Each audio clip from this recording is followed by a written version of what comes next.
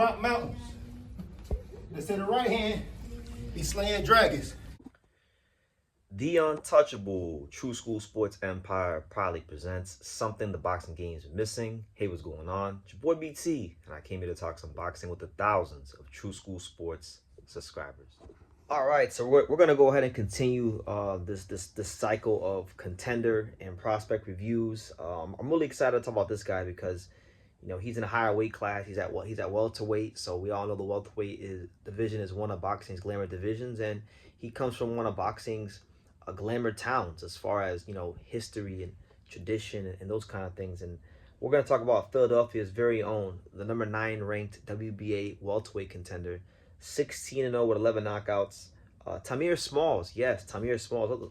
Let's talk about Tahmir Smalls because I've been knowing about Tahmir Smalls for at least a year and a half. Good fighter.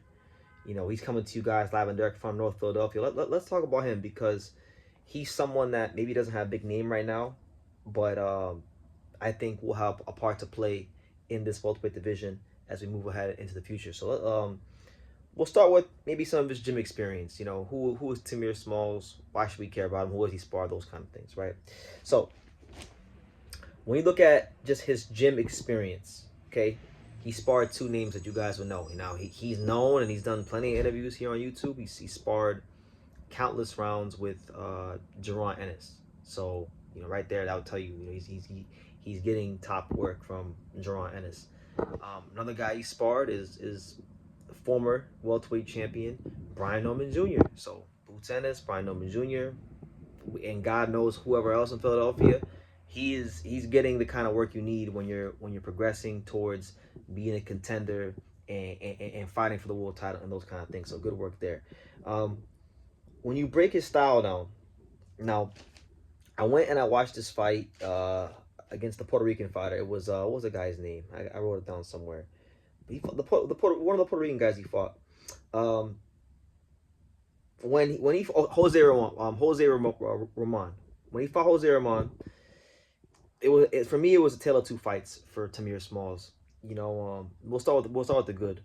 He throws a really short, precise right hand. I feel like his right hand is insanely good. Like most Philadelphia fighters. Most Philadelphia fighters always have a straight right hand. That's just one of the punches that comes with being a Philadelphia fighter. You have a good right hand, right? And he clipped Jose Ramon really badly in the 3rd round of their fight.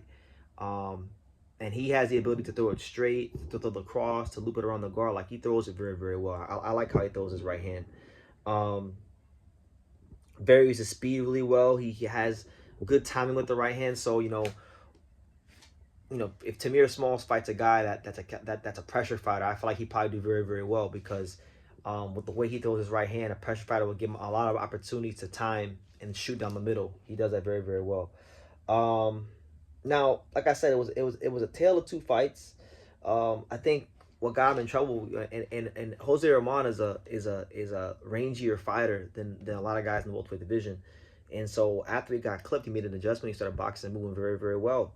And the problem I saw that Tahmir Smalls was having was that he was following the opponents around the ring, and it was kind of reminiscent to me of the guy that I said he sparred earlier, Jaron Ennis and Karen. Like, Karen was Boots following Karen around the ring and couldn't really have the dominant performance he was looking for. And Tahmir Smalls did the same thing with Jose Ramon. And a lot of people, some people thought he lost that fight. And he won. He got the nod on that night. But I'll say this: if he doesn't correct that when he gets to a higher level, I feel like a real high level skillful boxer who can counter punch and utilize the ring, that could be all she wrote for Tahmir Smalls. So I think he was fortunate to get out that fight with the win, but nonetheless, it's a good learning experience and the kind of experience that if handled properly could be a good building block towards potentially becoming a world champion. So you take it all in stride. Every fighter, I don't care who it is, you can name any fighter in box history. There's always been a fight where they struggled or didn't look good or got exposed in some way, so he's no different. And so we shouldn't hold that against him or any other fighter. Now, as far as Tahmir Smalls, what are some fights that I feel could get him ready for the world championship level or push his career forward, like legitimate tests? Two fights really stick out to me, really. two fights stick out to me. Now, the first fight I think I would like to see for Tahmir Smalls, I want to see him fight Trayshawn Wiggins. I think Trayshawn Wiggins is a very experienced fighter. You know, he's been in there with some really good fighters. He's been in there with like Richardson Hitchens and you know, Samuel Tea and a whole host of guys. Trayshawn Wiggins is a very skillful southpaw. He's also a very hungry southpaw. He's a guy that, you know, can box, can move, can punch. He also had that fight with Dakota Linger. Like he is ready to prove himself on that amongst the best contenders in the division, right? And right now he's number 15 in the WBA. Tahmir Smalls is 9. So, you know, there are two guys in the rankings. A win for Tahmir can push him up the rankings a little more. I like that fight for him because Trayshawn Wiggins will be able to show Tahmir different looks. He'll be able to show Tahmir the look of a counterpuncher, a guy who can move, a guy who can slug. And so Tahmir will have to work out different things and show his level of boxing acumen and boxing IQ. So I like that fight for him. If he can't get that fight, I don't know how realistic this fight is, but Julian Rodriguez, I believe he was ranked in the WBA. And Julian Rodriguez is a guy that really and truthfully, like I said, he's with TKO. I think he's signed with TKO Boxing, so I don't know if that'll be allowed, but I would like that fight for Tahmir Smalls because he's a guy who brings action. He comes forward. He can counterpunch as well. I like that fight. I don't see why that fight can't be a one. I think that's another fight that could get him ready for the next level because Julian Rodriguez has got a big amateur background. You know, fought, you know, at a good level. Fought Jose Pedraza. Fought Abius Griffin his last fight, upset him, right? So he's a guy that I think could help take Tahmir to the next level. But nonetheless, good fighter, has his strengths, has weaknesses.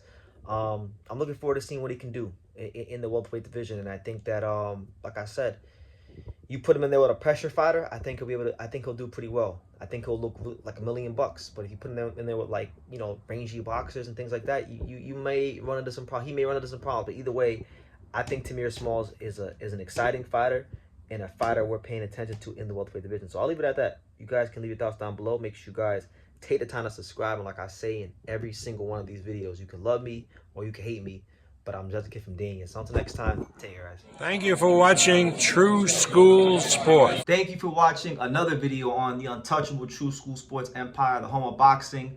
We're on the road to 100,000 subscribers, guys. So help us keep being great. Help us keep pushing out that real boxing content for the fine folks all around the world. And make sure you jab, you hook, you Mike Tyson, you Mayweather that subscribe button. Pops, show them how do they gotta hit the subscribe button. Pow!